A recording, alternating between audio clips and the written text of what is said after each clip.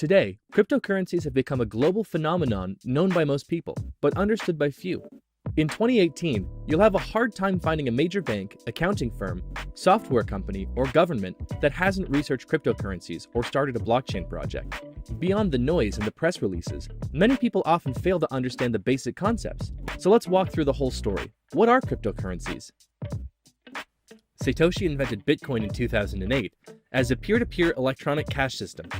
To realize digital cash, you need a payment network with accounts, balances, and transactions. That's easy to understand. One major problem every payment network has to solve is to prevent double spending. That is, to prevent one entity from spending the same amount twice. Usually, this is done by a central server who keeps records of all the balances. In a decentralized network, you don't have this server, so you need every single entity of the network to do this job.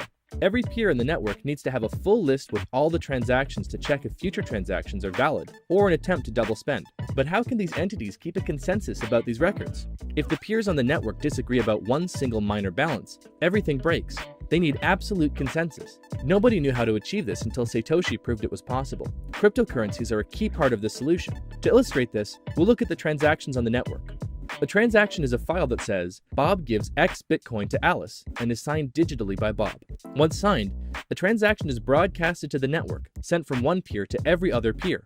This is standard P2P technology. Nothing special happening here. After a specific amount of time, the transaction gets confirmed. Only miners can confirm transactions. This is their job in a cryptocurrency network. They take transactions, stamp them as legitimate, and spread them in the network. After a transaction is confirmed by a miner, every node has to add it to its database. It has to become part of the blockchain. For this job, the miners are rewarded with cryptocurrency, for example, bitcoins. Anybody can be a miner. They just need to use some of their computer's power to qualify for the task. Every miner competes to solve a cryptographic puzzle. After finding a solution, a miner can confirm the transaction and add it to the blockchain. As an incentive to do this, they then receive a payment from the network in the form of a cryptocurrency. In this way, a network of independent actors are economically incentivized to maintain the legitimacy of the transaction history. So that's the gist of it. Cryptocurrencies are the key to the complex digital cash problem that Satoshi solved: how to maintain integrity and consensus across independent and potentially malicious actors. Cryptocurrencies are essentially the monetary incentive offered to anyone willing to keep the network secure.